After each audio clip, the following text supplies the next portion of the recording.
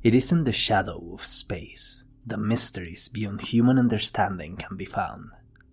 It is in the darkness of the night sky where one can gaze at the true iris of the cosmic creation, the hidden words of those that came before, and cipher their words in explosions of light, millions of miles away. And it is there, among the many glowing eyes of the sunless firmament, that man begins to notice that there is not he who observes, but the subject of observation. There are many authors whose impact in subsequent art forms are undoubtable, from the creative inspiration that RPGs receive from classical fantasy novels to the modern impact that players like Nintendo had in determining how 3D games would behave. Art is nothing but slightly tuned echoes of other art forms that preceded it. Yet, it is perhaps Lovecraft, the man that has managed to impact the 21st century culture in a more tremendous manner. His ability to verbalize the macabre notions of cosmic nihilism and the terror of creatures beyond human understanding is unparalleled, and modern video game culture continuously references his works, either directly or indirectly.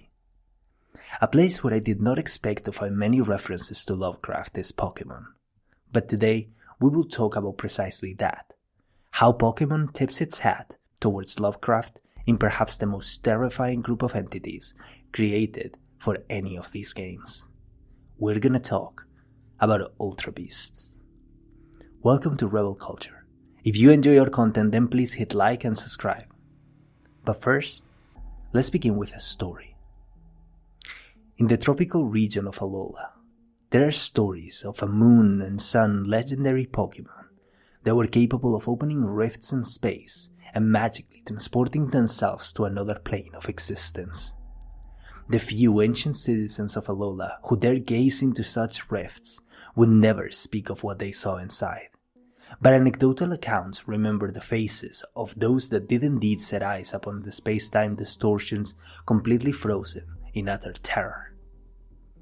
Years later, the Ether Foundation emerged, with the main objective of uncovering more information about these ancient occurrences, and following the loose threads of legend, they managed to weave a coherent hypothesis about the nature of such cosmic anomalies.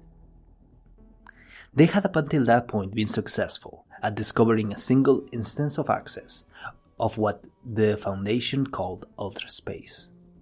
But yet they persevered, and in doing so, they began piecing together information about the cosmic beings that reside beyond the veil of matter of Alola.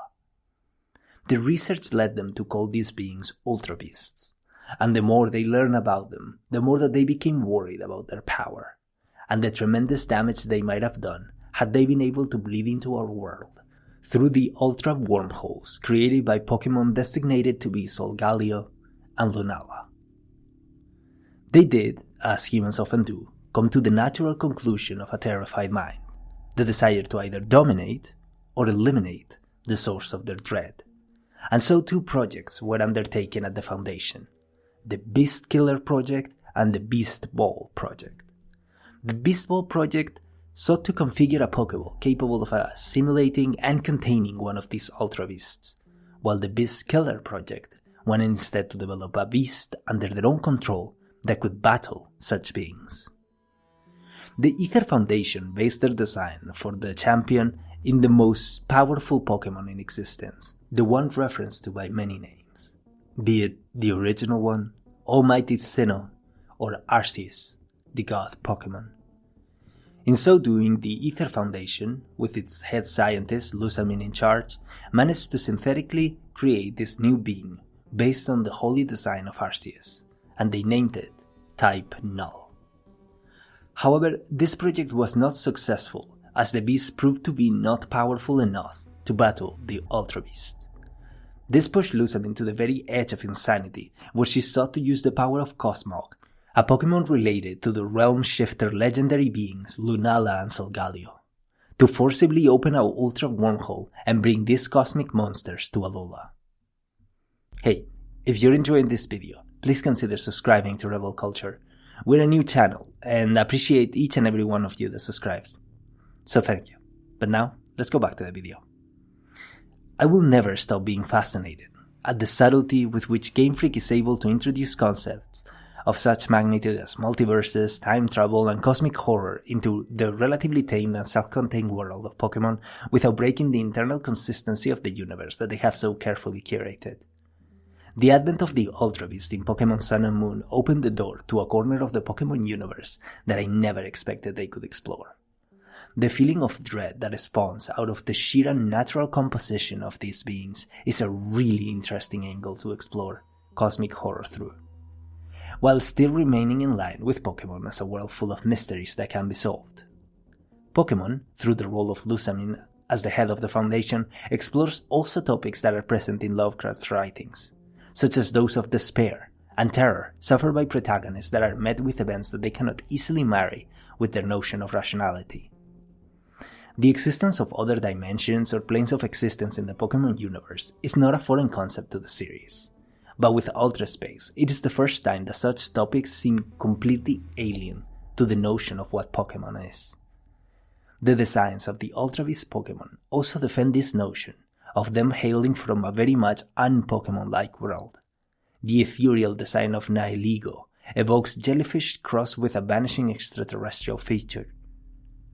Others, like Pheromosa, strike a human-like stance, perhaps mixed with some insect-like aesthetic. And yet others, like Gaslords, stand as representatives of the most popular sort of cosmic eldritch beings, far removed from the alien but approachable frame of Pheromosa and Nihilego. This monster came from the stars, is fundamentally inhuman, diametrically opposed to any notion of what something made following the rules of nature should look like. The advent of these beings in the Pokémon world brings with them an extra layer of moral compromise that is also quite recurrent in Lovecraft's writings. The differences that stand between humans and Pokémon, even legendary Pokémon like Groudon or Regigigas, have always been marked enough to substantiate the current status quo in the world of Pokémon, by which the humans are in charge and Pokémon follow their commands. This might be painted as a kind of understanding among them, a bond of friendship among Pokémon and trainer, but the power dynamics are quite clear to anyone willing to look at such structure objectively. But what happens with these beings? We don't know that much about them, but as far as we can guess, these Ultra Beasts might have been gods and goddesses of their foreign universe, brought to our world by the rifts in space opened by the Cosmog line of Pokémon. The Project Beast Ball is successful, and humans are capable of catching these beasts to battle with them. But the unknowns about their origin, intelligence, and level of power bring many questions about whether such a conclusion to their cosmic voyage is adequate. Game Freak seems to be terribly aware of the dark aura that surrounds these beings, as in several promotional material for both Pokémon Go and the sequels to the games they were introduced in, Ultra Sun and Ultra Moon, they play the angle of beings very much removed from our current world, not inhabitants of it, like any other standard Pokémon.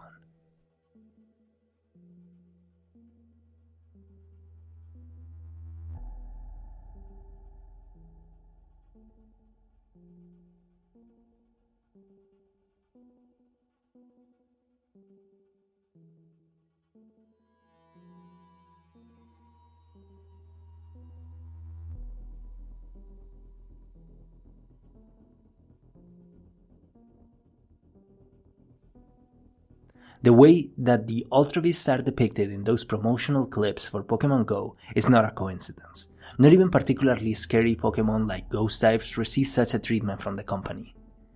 Game Freak is letting us know that no matter how acquainted we believe ourselves to be with the world of Pokémon and its darkest secrets, there are corners of the multiverse that will always be a mystery to us. The Ether Foundation made the same mistake that many of Lovecraft's characters make as they struggle for answers against the uncaring and undefiable notion of what simply cannot be explained. They sought their side, even in the holy being of Arceus, to protect themselves from the potential fury coming from beyond the Ultra Space, only to fail to achieve anything, proving once more that when the abyss gazes back across the chasm of space, the best thing to do is quietly accept what cannot be explained and relegate oneself to the comfortability and security of willful blindness. Thank you for watching this Rebel Culture video. I hope you enjoyed it.